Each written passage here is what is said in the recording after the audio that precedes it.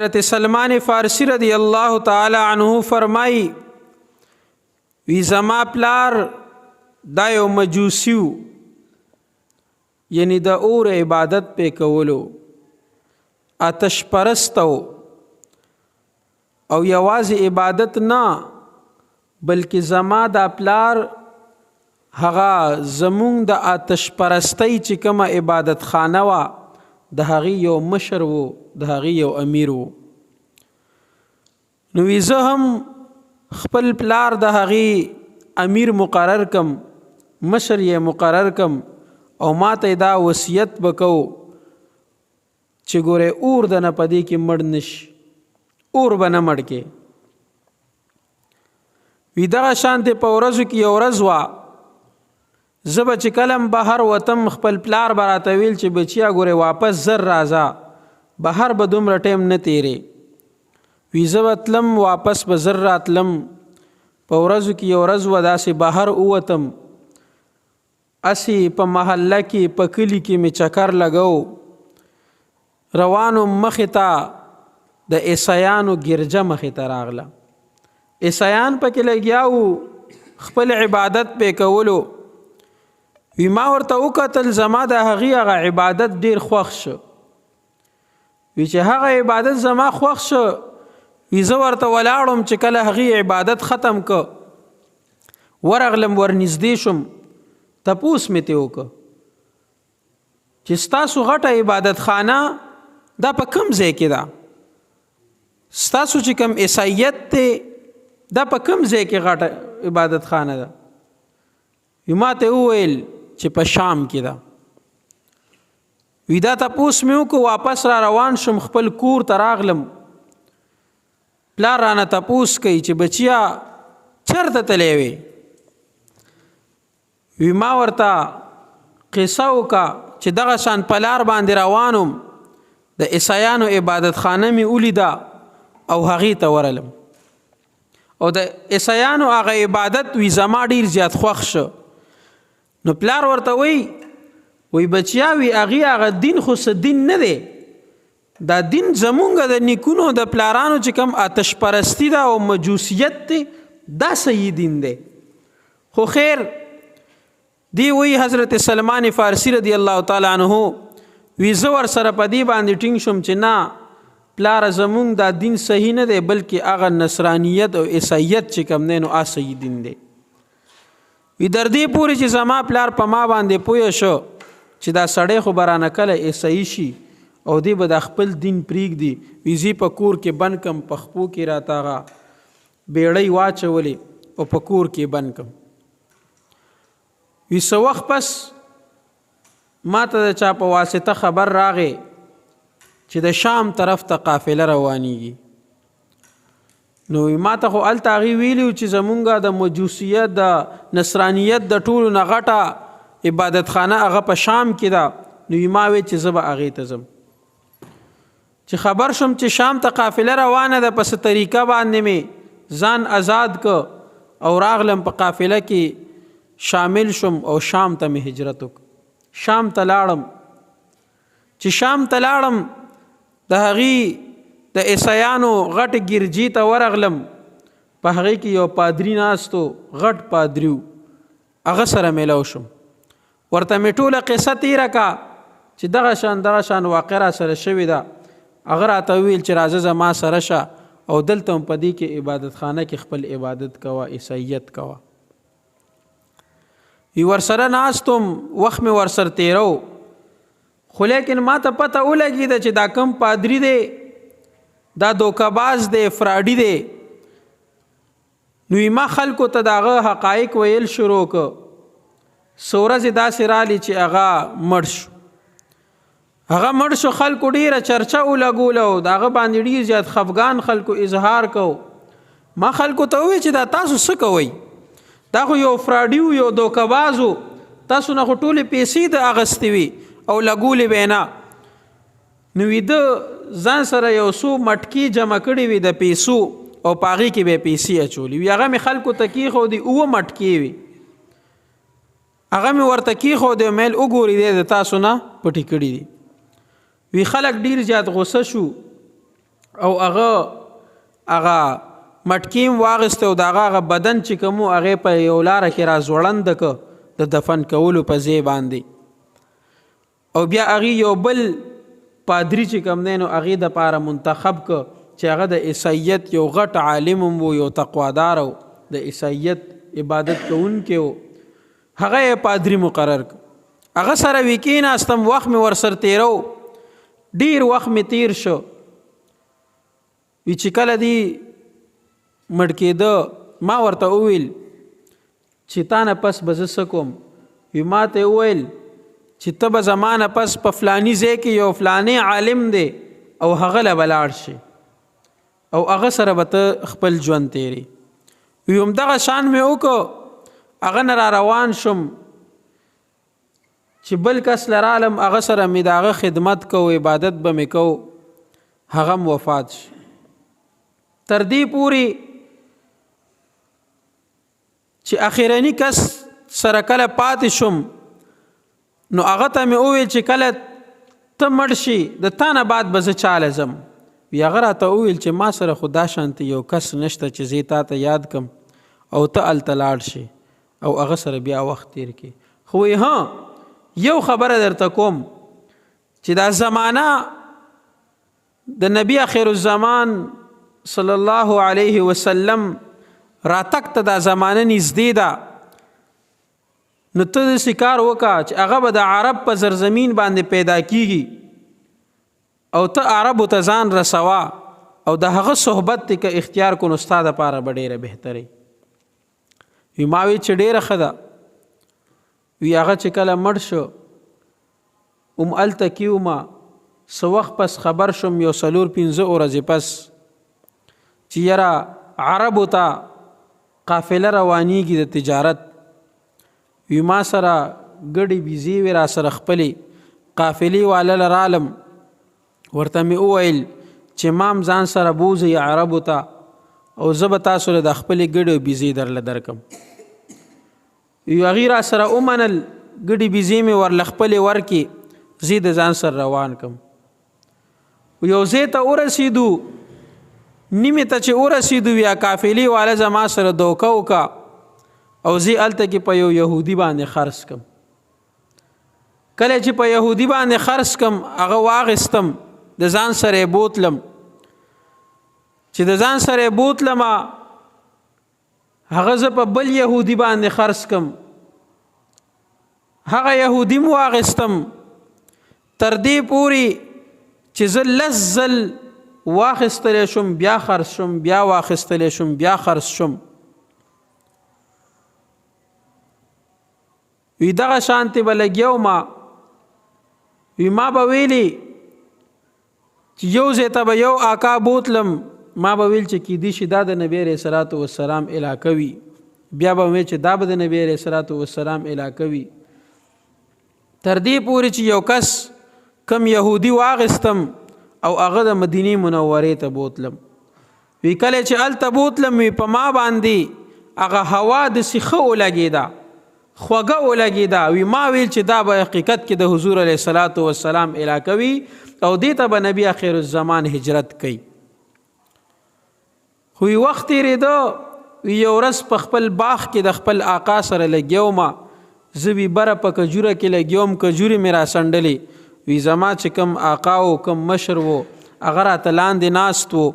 وی زه بره ومه وی په دې کې زما د دې آقا تره زوی راغلی او هغه ورته وویل چې خبر خو نه یو کس راغلی دی مدینې منورې ته د مکې معظمینه او ځان ته پیغمبر وی او خلک هم ورپسې ولاړ دي او ډیر خلک دي ورسره حضرت سلمان فارسی رضی الله تعالی عنہ فرمایي وی زه एकदम راکوز شم وی ما ویل چې زه د خیره په کم مقصد راغلی مقصد کې کامیابیږي وی زه راکوز شم وی ما د هغه کم کس چې راغلی او زما آقا ته چې کله دا خبره کوله چې یو کس راغلی دی ځان ته پیغمبر وی وی ما د هغه نه تپوسونه شروع کړه چې دا کس څنګه دی څوک دی کوم ځای راغلی دی وی دا تپوسونه مې کول وی د خپل آقا او د خپل نیک مال یو سپیړه راله راکړه او راته وویل چې زه لاړ شه ته خپل کار کوه ستا د دې سره څه کار دی ته خو یو غلام یې زه واپس لاړم په خپل کار کې لګیا شم کله مې چې خپل کار کولو نو ماښام چې کار نه اوزګار شم وی ما وی چې راشه دغه کس لورشه چې څوک دی حقیقت کې نبی علیه الصلاۃ والسلام دیو که نه دی وی زه راغلم محبوب علیه الصلاۃ والسلام په قبا کې موجود دی نور کسانم ورسره ناستی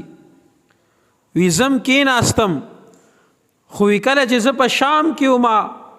او کم کس ماته د نبی علیه الصلاۃ والسلام بشارت راکولو نو هغه ماته د نبی علیه الصلاۃ والسلام یو څو نښې ښودلې وي چې په نبی علیه الصلاۃ والسلام کې به دا نښې موجود وي اوله نښې راته دا ښودلې وه چې نبی علیه الصلاۃ والسلام به صدقه نه خوري هدیه به قبلی مطلب تحفه به قبلی خو صدقه به نه خوري او دویمې راته دا ویلي چې د نبی علیه الصلاۃ والسلام په دې شام مبارکه باندې به مهر نبوت موجود وي وی زه رالم زما په ذهن کې هغه نښې موجود وي چې دا به زه معلوموم وی کله واپس بیا لاړم څو ورځې مې مزدوري وکړله څه کجوري یا څه تحفه مې برابره کړله او راغلم نبی علیه الصلاۃ والسلام سره کېناستم وی ورمخکې شم ورته مې ویل چې قربان دا مې صدقه راوړې ده د تاسو له دا رانه قبوله کوي وی نبی علیه الصلاۃ والسلام واغسته او کېښودله او په خپله باندې ونه خوړله او چې کوم صحابه کرام فقیران مسکینان ورسره ناستو په ټولو باندې تقسیم کړه وی زه پاسېدم لاړم ما ویل چې ځه یو نښه خو پکې وموندلی شوه چې صدقه به نه قبلی وی لاړم څو ورځې مې بیا خواري محنت مزدوري مې وکړه څه خوراک څه کجوري څه څیزونه مې راجمع که ما ویل چې راشه اوس یې وله بیا یوسه وی راغلم نبی علیه الصلاۃ والسلام سره کېناستم او ورته مې وویل چې قربان دا تحفه مې د تاسو له راوړې ده وی محبوب علیه الصلاۃ والسلام رانه واغسته او په خپله باندې م وخوړله او څومره صحابه کرام ورسره په هغې باندې م وخوړله وی ما ویل چې ځه په دویم کې م کامیاب شوې دویمه نښه دې م پکې وموندله چې تحفه به قبلی وی هغې م په خپله م وخوړله او نورو له م ورکه وی ما ویل چې اوس به درېیمه نښه ګورم د مهر نبوت والا وی په مدینه منوره کې هم وخت تېرېده وی په دې کې نبی علیه الصلاۃ والسلام هم مدینې منورې خاص ښار ته هجرت وکړه هلته کې راغې څه ورځې څلور پنځه تېرې شوې یو صحابي وفات شو محبوب علیه الصلاۃ والسلام په جنت البقیع کې ناست دی هغه صحابي د کفن دفن دپاره وی زه راغلمه چې ومې کته نبی علیه الصلاۃ والسلام ناست دی وی زه د حضور علیه الصلاۃ والسلام د مخې طرف په ځای باندې زه د محبوب علیه الصلاۃ والسلام شاته کېناستم چې شاته کېناستم وی محبوب علیه الصلاۃ والسلام را باندې پوه شو چې د دې سړي خو څه مقصد دی وی نبی علیه الصلاۃ والسلام د شام مبارک نه خپل کمیس او خپل صادر روچت وی چې کله روچت که وی ما مهر نبوت ولیده وی ډایرک ورپاسېدم او هغه مې ښکل که او وی په جړا باندې شم او ډیر زیات مې وجړل او هغه مې ښکلولو وی نبی علیه السلام راته وفرمیل چې ای سلمان فارسي مخې ته راشه وی زه راته وشم محبوب علیه الصلاۃ والسلام ته مخې ته کېناستم او محبوب علیه الصلاۃ والسلام راته کلمه وویل او مسلمان شو چې کله مسلمان شم نبی علیه السلام سره ناستی ما صحابه کرام ورسره ناستی د جنت البقیع میدان دی وی محبوب علیه الصلاۃ والسلام ته مې واقع شروع کا د هغه مجوسیت نه د خپل پلار د وخت نه هغه کیسه مې ورته شروع کا د شام د هجرت قصه مې ورته وکړه د چا سره مې خدمتونه کړو د هغې قصې مې ورته وکړلې در دې پورې چې مدینې منورې ته د محبوب علیه الصلاۃ والسلام قدمونو ته راتګه پورې څومره معاملات را سره شوي هغه مې ورته تیر که صحابه کرام ناستی صحابه هم اوري محبوب علیه الصلاۃ والسلام هم زما واقع اوري لګیا دی ورځې تېرېدې په دغه ورځو کې د بدر میدان ولګېده جنگ شروع شو ورپسې د احد میدان ولګېده جنگ شروع شو خو ما په یو جنگ کې شرکت ونه کړی شو جنگ کې مې شرکت ځکه ونه کړی شو چې زه غلام وم د یهودي غلام وم هغه سره به مې وخت تېرو نو جنگ کې مې شرکت ونکړ. یو ورځ رالم محبوب علیه الصلاۃ والسلام سره ناستو ما د خپل کار روزګار نه بعد نبی علیه الصلاۃ والسلام را وغوښتم او راته یې وفرمیل چې ای سلمان فارسي لاړ شو د خپل آقا سره د کتابت وکا. کتابت دې ته وایي په هغه وخت کې چې یو غلام به هغه به لاړ خپل آقا ته به ویل چې زه به تعالی دومره پیسې درکم، زه به تعالی دومره کار وکم، بیا به ما آزاد کی. یا به ورته آقا ویل چې دومره پیسې به راله راکړي، بیا به زه تا آزاد کم. نو نبی علیہ السلام ورته وفرمیل چې ای سلمان فارسي ته لاړ شه او هلته کې هغه سره کتابت وکړه چې تا بیا آزاد کی. سلمان فارسي راغی خپل آقا ته وی ما سره کتابت وکړه. نو آقا ور سره ډېر عجیبه کتابت هم کوي. هغه ورته وی 40 اوقیا سونه به مال راوړي. مطلب نن سبا وخت کې موږ وایو چې 40 تولې سونه به مال راوړي او 300 د کجورو بوټي به وکري او هغه بوټي چې کله غټ شي او هغه بوټي کله میوه وکړي کجوري ونیسي بیا به ته ازادي. نو کجوري څومره وخت کې غټیږي؟ دا خو ډیر کلونه غواړي. کجوري بوټي خو چې ته وکرې هغه 30 کال او 50 کال کې غټیږي، بیا به 15 کالو کې خو میوه نه نیسي. نو به د ویزه چې د خیره دا کجوري غټي دی کوي او دا کیږي او دا غټیږي او میوه نیسي، نو به د به ژوند ختمي او زما به هم ختمي. او 40 اوقیې به دې چرته پیدا کوي سونا. د ورته وویل چې ټیک ته رالو نبی علیہ الصلوۃ والسلام ته کېناسته. قربان د محبوب علیہ الصلوۃ والسلام سره کېناسته او ورته وویلې چې ما خو د خپل آقا سره کتابت وکړ، خو کتابت په دې باندې وشو چې دی به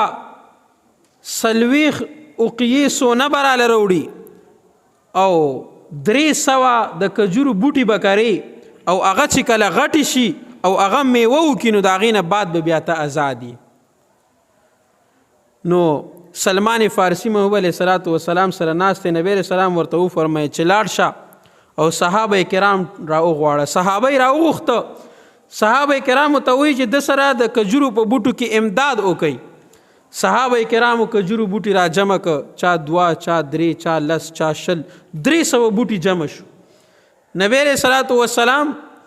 سلمان فارسی ته حکم وکړ لاړ شه سلمان فارسی د دې بوټو د پاره کندې وکړه په باغ کې.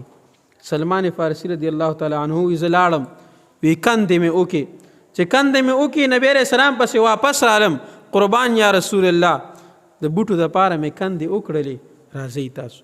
هغه 300 بوټي م د ځان سره واغېسته. نبی علیہ السلام را سره روان شه.